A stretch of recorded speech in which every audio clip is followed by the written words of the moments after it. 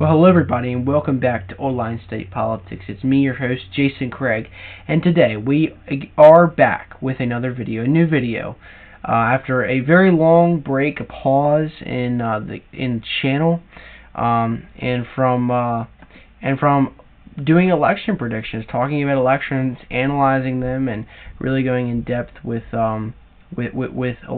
American elections. So the reason I'm not going to give the reason in this video of why I've been gone for so long.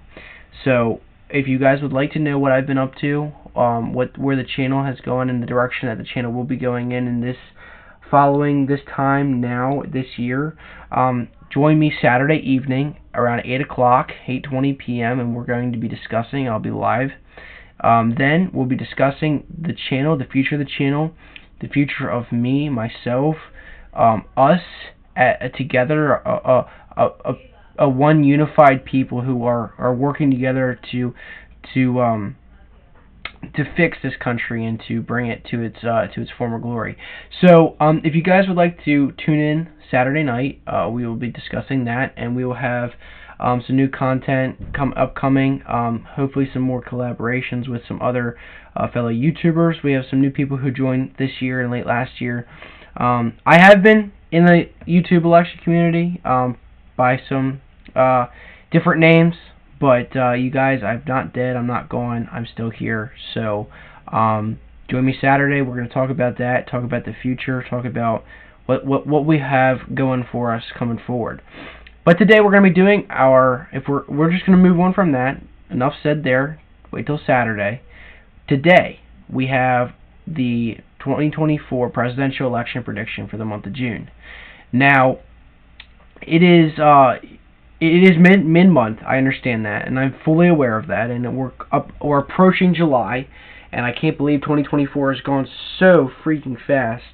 And you know, we're already here. I mean, it's full election season. I mean, we already went through many primaries across the entire country, and it's just mind-boggling to me.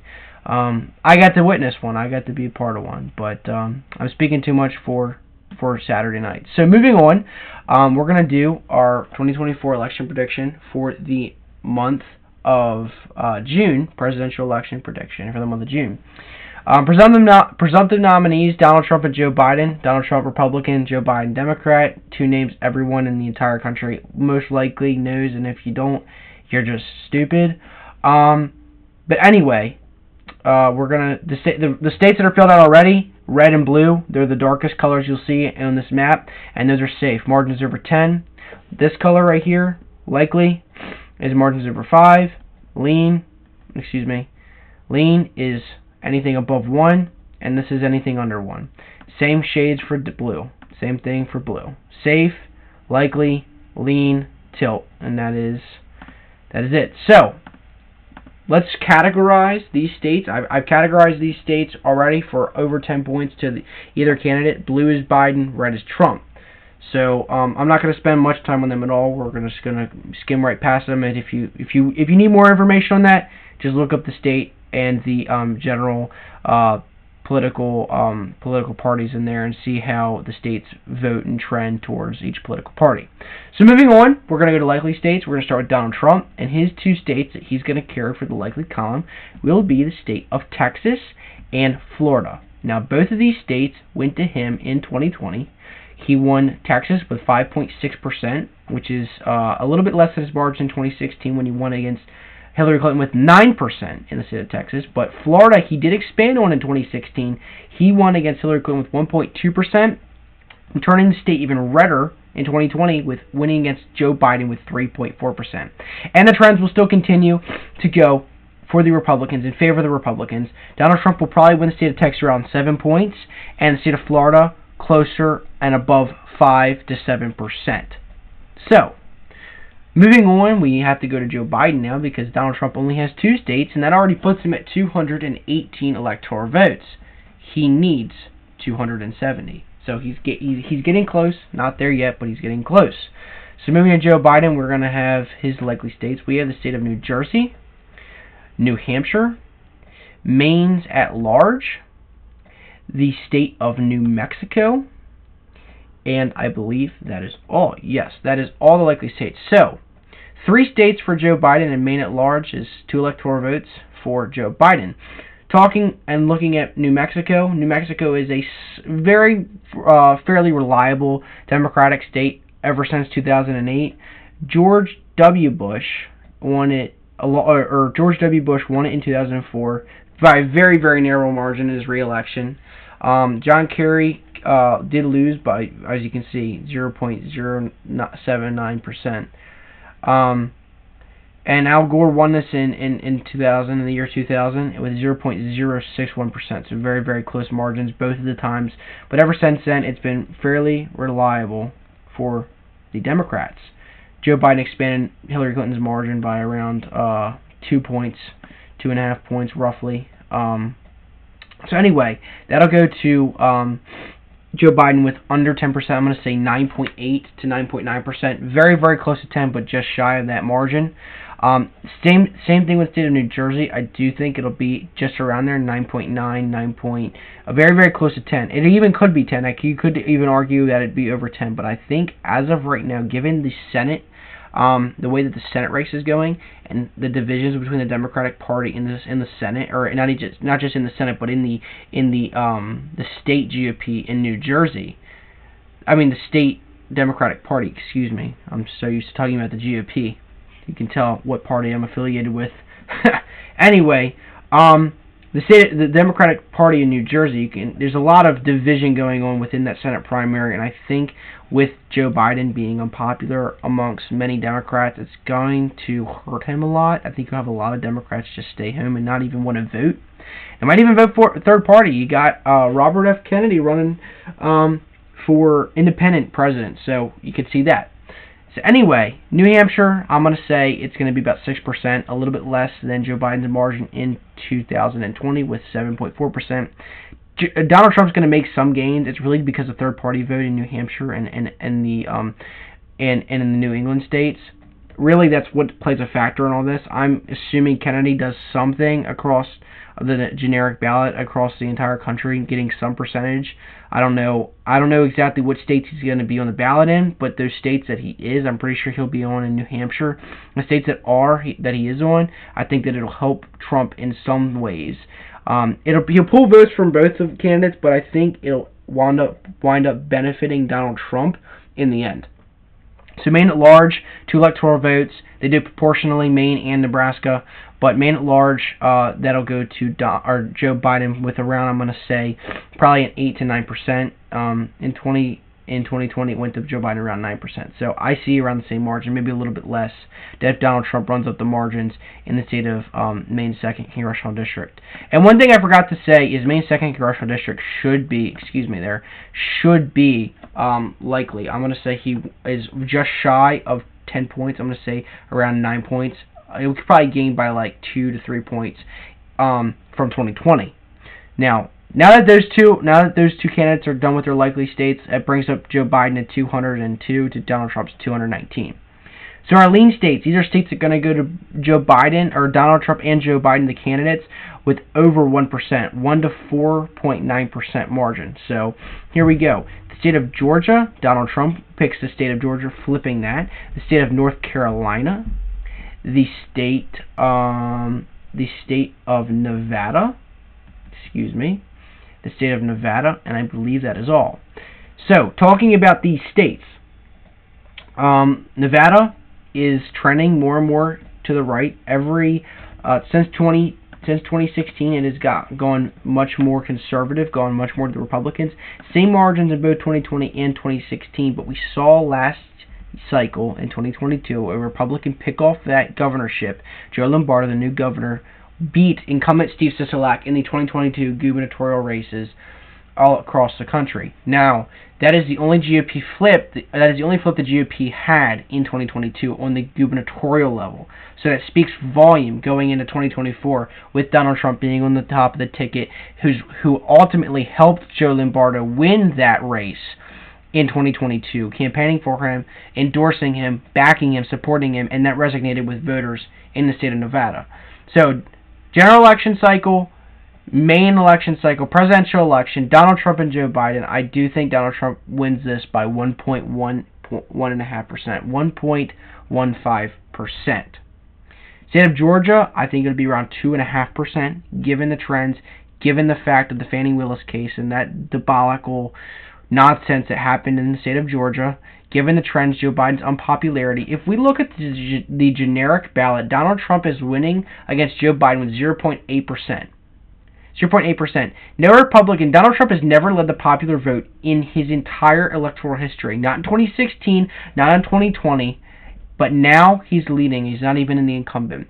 When he won with 306 electoral votes in 2016, he did not hold the polling for the generic ballot or the popular vote. Now, all of a sudden, he does.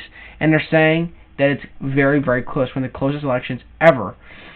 So, this is going to be very close. This is going to be interesting to watch. Now, North Carolina, I'm going to say, goes to Donald Trump with 2.7%, 2.8%, somewhere in between that margin, just shy of 3%.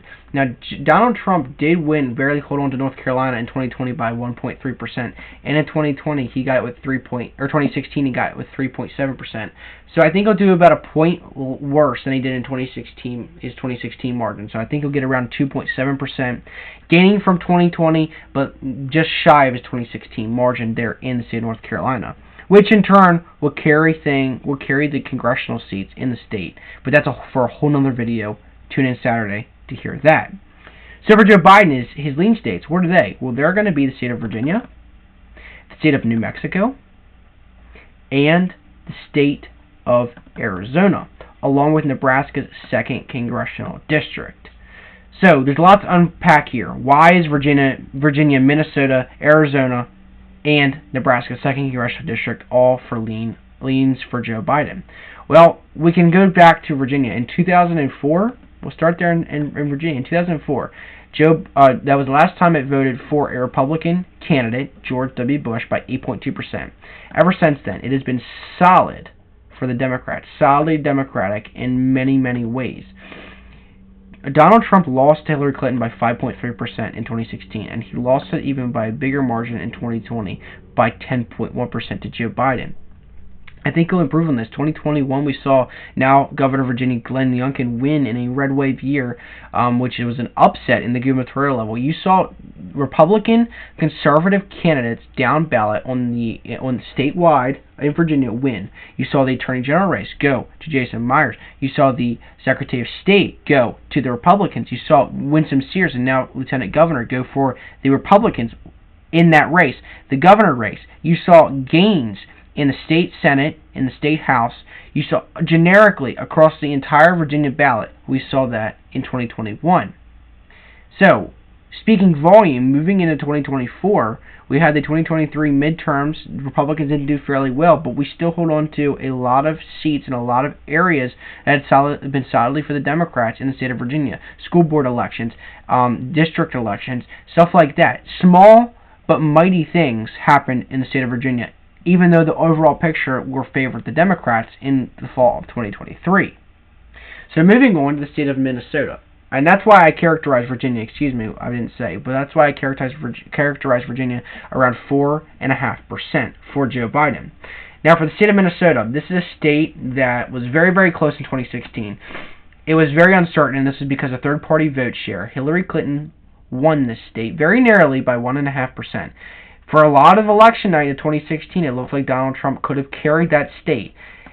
Minnesota, with the Rust Belt, has always voted most likely to the right. Most of the time voted right, more right than their neighbors. In 2008, Wisconsin voted 13.9% for Obama. Minnesota only voted 10.2% for Obama. Pennsylvania 10.3, Minnesota 10.2. So you can see Minnesota is less Democratic in some instances in election and politics nationally for the Democrats. It's less competitive, or it's more competitive than some of these other states. Now, fast forward in 2016 and 2020, it became more Democratic, especially in 2020, Biden winning it by 7.1%, compared to other states like Pennsylvania and Michigan, both going to Joe Biden under 3. So, looking at that, looking at the generic ballot, looking at Donald Trump and Joe Biden head-to-head, 0.8%, and when you add the 5-way, Trump leads in the generic popular vote by 2.9% nationwide. And you have Kennedy with 7.4% across the country. So, I mean, if you look at that, and you look at that polling, and you see how now, even with Real Clear Politics, their Electoral College estimate, they have 117 electoral votes for toss-up. And guess what state that also is? It's Minnesota. And you can see Joe Biden's only leading by 2 points. Average 2.3%. This is extremely good for Donald Trump going into the summer of 2024. So this is very, very promising for the Trump campaign, Republicans across the state of Minnesota. So like I say, I characterize this as leans for Joe Biden with around 2 to 2.5%, possibly 3, but I'm going to say comfortable cushion margin for the month of June, 2 to 2.5% in the state of Minnesota. Now for the fun one, Arizona. We're going to talk about its 11 electoral votes. This state used to be a solidly Republican state. You can go back in every single election, all the way besides the exception, 1996, solidly Republican for the longest time. Up until 2016, we saw in 2016 a drop-off margin for Donald Trump and Republicans across that state, where Hillary Clinton and the Democrats across the state of Arizona make big gains in 2016 and up, and even in 2018. And in 2020, Donald Trump managed to barely lose this state to Joe Biden by 0.31%. In 2022, they gained a Democratic governor for the first time in many years. They gained Democrat seats across the State House, State Senate, and other areas across the entire state. So, the state of Arizona is becoming more and more Democratic. I don't think Joe Biden will expand on his margin by a whole lot, given the Senate candidate Republicans put up or are putting up, Kari Lake. Given the fact that she's more polarized than Donald Trump, she campaigns with Donald Trump. He's not as liked in the state of Arizona. I think that Joe Biden will win this by 1 to 1.2% when it's all said and done. Regardless, now if we see the more higher third-party turnout, I do think that it would help Donald Trump in this instance. But given the fact that Kristen Sinema is now off the ballot, she's not running for re-election on the independent side, I think that seat will go to the Democrats again. I retain for the Democrats. The Democrats would win there. And Kari Lake, I think, was going to drag down Donald Trump in the end when it's all said and done. So, Joe Biden wins this state with 1 to 1.2%. So, we have 44 electoral votes, 3 states left, and this is what decided the 2016 presidential election. It's what's going to decide. It's what decided the 2020 election. It's what's going to decide the 2024 election. In 2016 and in 2020, these 3 states determined who won the election. Whether it was Donald Trump or Joe Biden, these 3 states determined that. So, let's dive into this. In 2016, Donald Trump managed to pull off 3 major key victories in the Rust Belt for the first time that these states voted for a Republican since 1988, since George Herbert Walker Bush didn't even win Wisconsin. So the last time Wisconsin went to a Republican was 1984. 1984 to Ronald Reagan, and Donald Trump managed to flip that and win that state when it went to Barack Obama by 6.9%, and he was managed to flip it by over 7 points, a 7-point turnaround for the GOP. They were able to manage to pull off a victory, not just in Wisconsin, but in Michigan and Pennsylvania. They wound up flipping Ohio and Iowa along with that. So they did with Florida.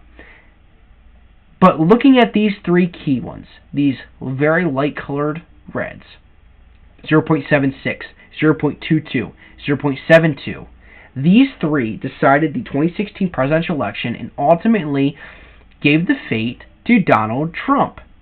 Moving to 2016, it was the same thing, 0.63%, 2.8%, 1.2% for Joe Biden. Larger margins than Donald Trump in those 2 states, Pennsylvania and Michigan, Not the same in Wisconsin, still a very contested swing state. But guess what? If those 3 states would have voted for Donald Trump, I guarantee you, most likely, if we look at this, Donald Trump could have won the presidential election. Those 3 decided the entire presidential election. So, this is why this cannot be overlooked. These are too key and too important, and we have great people working for both political parties, both campaigns working in those states. But Donald Trump has the advantage here. Joe Biden had the advantage in 2020. Donald Trump has the advantage in 2024. So, this is how I see the Rust Belt going. I see Joe Biden will hold on to the state of Wisconsin very, very, very narrowly, 0.15%. Very narrowly. Donald Trump wins the state of Michigan with its 15 electoral votes. Okay, now just how this I just filled this out. Donald Trump can manage to win the state of Michigan, along with the states I've characterized, and win the Electoral College. It makes him President of the United States. 272 electoral votes to Joe Biden's 247. I'm not done. I would like to add that the state of Pennsylvania will go to Joe Biden by a tilt margin. So here's the map. 272 electoral votes to Joe Biden's 266. Wisconsin, 0.15% for Joe Biden. Michigan, 0.35% for Donald Trump. And Pennsylvania, 0.25% for Joe Biden. This is how the 2024 presidential election will happen, in my opinion, as of the month of June. So, what is the end result here? Well, Donald Trump would win by 2 votes, 2 electoral votes, very, very narrowly. This would go down as one of the closest, if this is how the Electoral College map goes, go down as one of the closest elections in American history. In the same century as the year 2000, when Al Gore and George Bush faced off and barely did the same exact map electoral count, this would be one of the closest elections in recent years. So, what do you guys think? Do you agree with this map? Do you not? Tell me down in the comments. So I hope you guys enjoyed today's video. I hope you guys will join me Saturday. We're going to talk about what's happening, what happened, and where we go from here. So guys, thank you all for watching. Thanks for tuning in. I hope to see you guys next time. Don't forget to like, share, and subscribe if you enjoyed today's video. It always helps to hit that bell button so you know when I post and when I have another live stream. So guys, with that being said, thank you all, God bless you, and God bless America.